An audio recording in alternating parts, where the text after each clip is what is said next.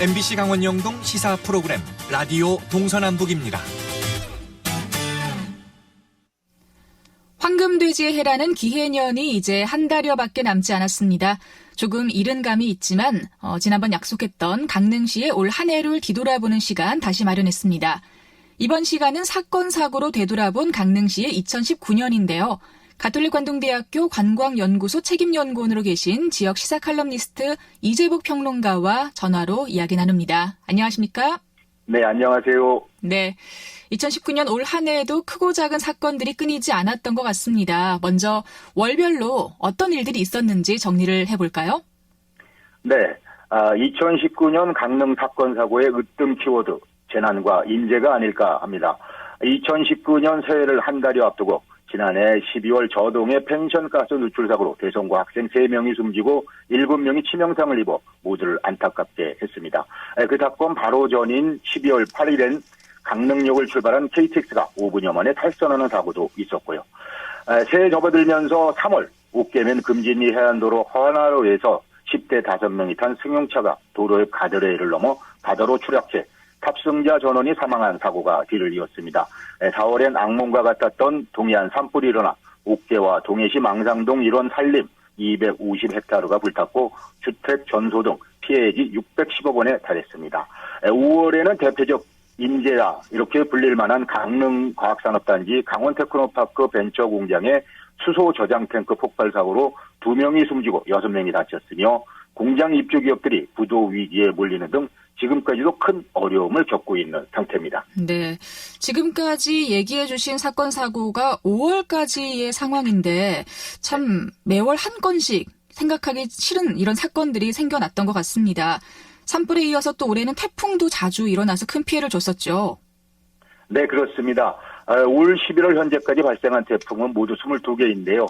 그중 우리나라에 영향을 준 태풍은 7월 19일 제5호 다나스를 시작으로 10월 커피 축제 기간에 큰 피해를 준 제18호 미탑 등 모두 6개입니다.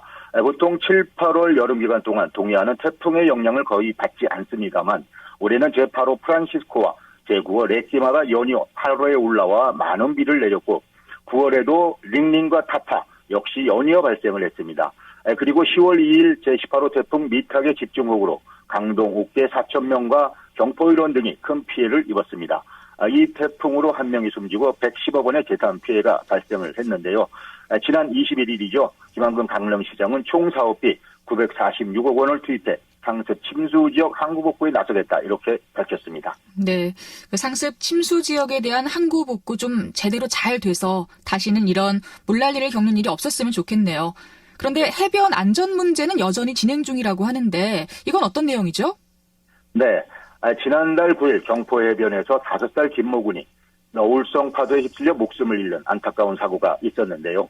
너울성 파도의 심각성 등 해변 안전사고 예방 관련 TV 광고를 거의 한 번도 본 적이 없을 정도로 유난히 이 부분에 대한 예산이 짭니다. 그리고 인색하고 해양수산부와 강릉시 등 동해안 6개 시군이 모두 각성하고 반성해야 할 대목이 아닌가 이렇게 생각합니다. 그렇군요.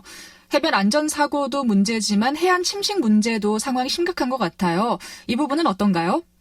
네, 말씀하신 것처럼 심각한 상황인데요.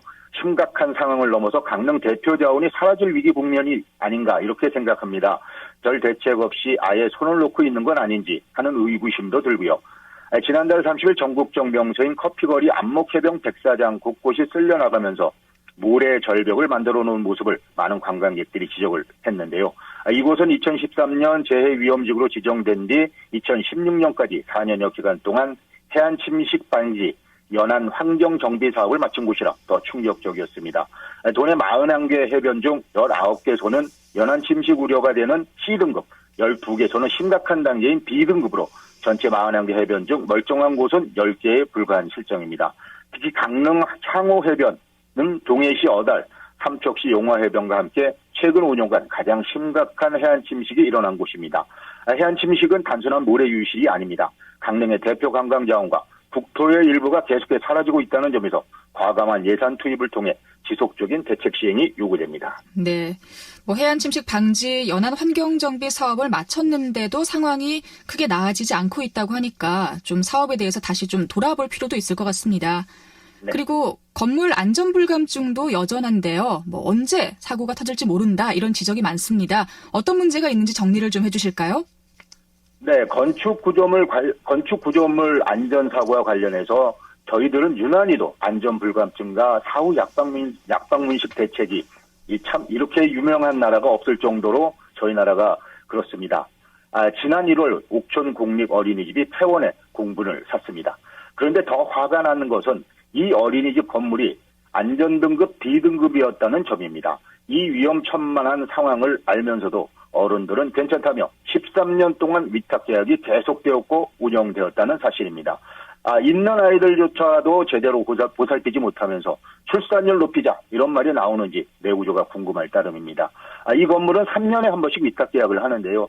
13년 동안 건물주 강릉시가 위험을 알면서도 월세가 욕심이나 그런 것은 아닌가 하는 비난이 거셌습니다. 그렇군요. 그리고 경포 진안상가의 상황도 굉장히 심각하다고 하던데 어떤가요? 네, 건물 안전 불감증 관련 강릉 대표 선수 이르면은 경포 진안상가인데요. 경포 진안상가 정밀안전 진단 등급이 또다시 최하위 2등급으로 평가되면서 그야말로 폭탄 더미 속에 생활하고 있는 셈입니다. 강릉시가 발표한 용역 결과를 보면 상가의 기둥 전담 파괴는 지난 2000년 20mm였지만 현재 40mm로 2배 늘어난 상태고 구조물은 신축 당시에 비해서 60cm 이상 침하된 것으로 조사가 됐습니다.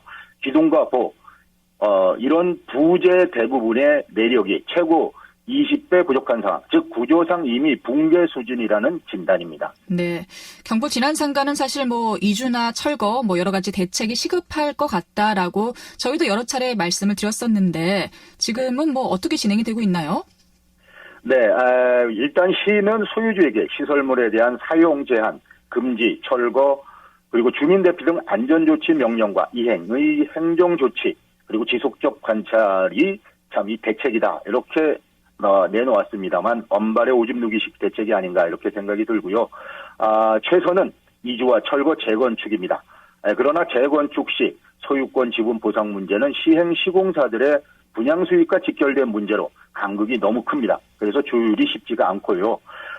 세입자 보호와 보상 대책 등 이것도 참 풀어야 할 숙제입니다. 건물 위험 등급 지정 20여 년 동안 방치 아닌 방치 상태가 되어버린 결정적 이유입니다.